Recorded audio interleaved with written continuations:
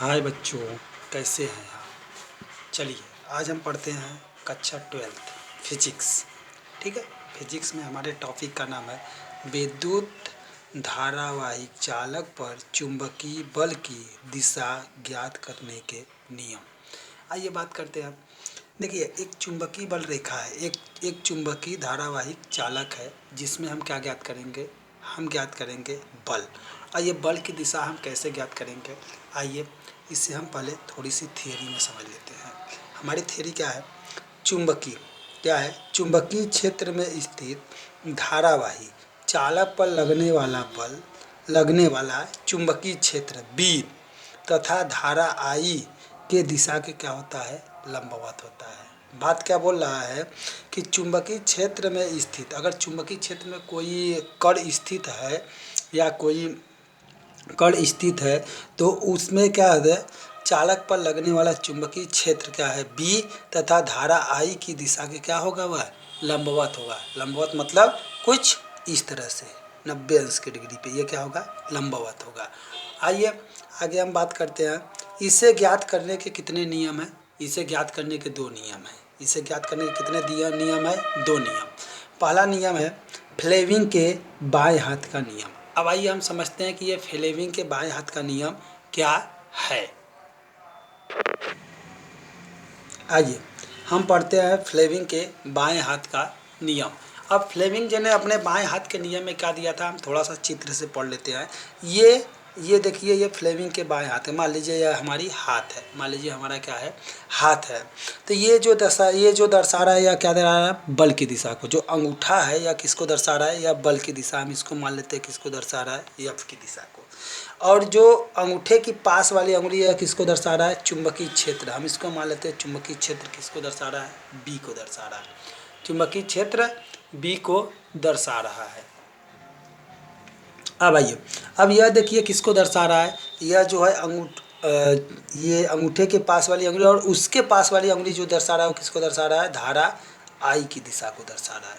तो आइए फ्लेमिंग जी ने क्या बोला था कि यदि हम अपने बाएं हाथ के किसको, यदि हम अपने बाएं हाथ के इस प्रकार फैलाएं, अगर हम अपने बाएं हाथ की हथेली को इस प्रकार फैलाएं कि अंगूठे की पास वाली क्या, अंगूठे की पास वाली अंगुली चुंबकीय क्षेत्र की दिशा, अंगूठे की पास वाली अंगुली किसको दर्शाएगा, चुंबकीय क्षेत्र की दिशा को दर्शाएगा, तथा उसके पास वाली अंगुली किसको दर्शाएगा, विद्युत धारा की दिशा को दर्शाएगा। तब अंगूठे पर लगने वाला बल, ठीक है, दिशा को क्या करेगा, प्रकट करेगा। या किसको प्रकट करेगा, अंगूठे पर जो लगने वाला बल होगा वो किसको प्रकट करेगा, अंगूठे पर लगने वाला बल की दिशा को क्या करेगा, प्रकट करेगा। आइए हम पढ़ लेते हैं फ्लेमिंग के बाएं हाथ के नियम को, हम थोड़ा सा समझ लेते हैं। यदि हम अपने बाएं हाथ के अंगूठे को पास वाली दोनों अंगुलियों को, अंगूठे की पास वाली दोनों अंगुलियों को, जैसे हमने चित्र में देखा कि अंगूठे की पास वाली दोनों अंगुलियों को हम फैलाए हुए हैं, इस प्रकार फैलाए कि दोनों परस्पर क्या हो, लंब हो। मतलब अगर हम अपने हाथ की अंगुलियों को इस प्रकार फैलाएं कि ये क्या हो, परस्पर लंब हो। इस प्रकार से फैलाएं तो अंगूठे की पास वाली जो अंगुलियां हो परस्पर क्या होंगी, लंब हो, परस्पर क्या हो, लंब हो। तो अंगूठे की पास वाली अंगुली चुंबकीय क्षेत्र की दिशा को तथा उसके पास वाली अंगुली विद्युत धारा की दिशा को बताती है। उसके पास वाली अंगुली किसको दर्शाती है, विद्युत धारा की दिशा को। तब हो तो अंगूठा चालक पर लगने वाले बल की दिशा को क्या करेगा, प्रकट करेगा। तो अंगूठा जो होगा, जो ये अंगूठा होगा ये किसको प्रकट करेगा, चुंबकीय, यानी अंगूठा जो होगा बल की दिशा को क्या करेगा, प्रकट करेगा। ये अंगूठा किसको प्रकट करेगा, चुंबक बल की दिशा को प्रकट करेगा। यही फ्लेमिंग के बाएं हाथ का नियम था। अब आइए हम दूसरा नियम पढ़ते हैं। अब दूसरा नियम क्या है, दूसरा नियम है दाएं हाथ की हथेली का नियम।